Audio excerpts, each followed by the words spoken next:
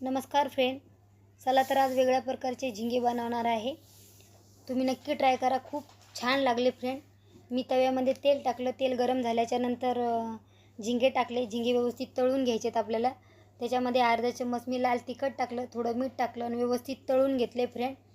बघू शकता एका प्लेटमध्ये काढून घेतले। त्याच तव्यामध्ये परत 1 चम्मच मी तेल टाकलं।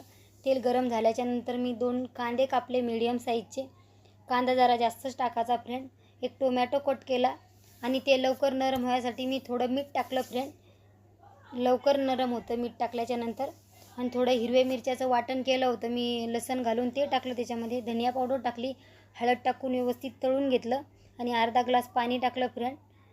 आपल्याला ते व्यवस्थित शिजून घ्यायचं आहे। थोडी कोथिंबीर टाकली। शिजत आल्याच्यानंतर जे आपले फ्राय केलेले झिंगे ते टाकले त्याच्यामध्ये, व्यवस्थित फिरवून घ्यायचे। आता मीठ पहिलंच टाकलं होतं, मीठ टाकायची गरज नाही। चला आता खाऊया आपण।